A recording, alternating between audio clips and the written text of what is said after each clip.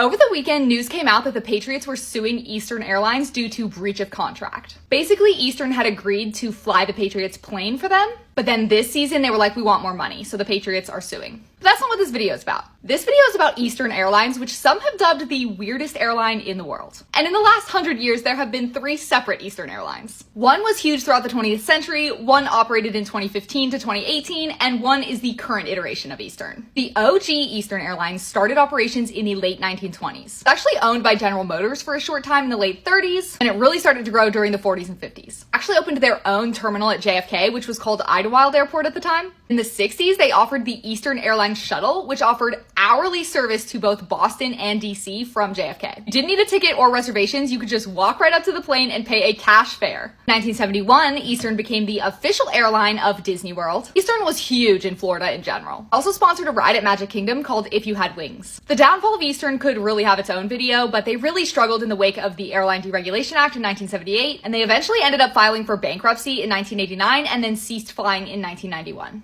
They really tried a lot of different things to try to keep this airline afloat, including selling seats on planes that were dedicated for cargo only. So then came Eastern Airlines number 2, and this was a charter airline that had bought the naming rights to Eastern in 2009, and they started flying in 2015. They flew kind of random flights, including charter flights from Miami to Havana. They also apparently flew Muhammad Ali's body from Arizona to Louisville. So like I said, kind of random. And their last flight was actually in 2017. So then there was an airline called Dynamic Air, and they had started flying in 2010. And again, they were a charter airline, mostly flying flights in South Korea originally, and then a lot of flights between the US and the Caribbean. So then they bought the naming rights to Eastern in 2018. So right now they have about a dozen 767s and 777s that they acquired used. They had made a lot of announcements prior to COVID that they were going to be launching quite a few routes within the United States. So far, according to their website, the only one that you can actually book right now is Santo Domingo to Miami, but you can't book the reverse until January. So interesting. But if you look Eastern up on like Flight Radar, they're always doing random things like flying from El Paso to Kansas City or Charleston to Ireland. I also have seen them landing and taking off from different military bases, so I do believe the military is using them for charter flights as well. If you've ever flown on Eastern, this new one, definitely comment and let me know where you were going, what you were doing.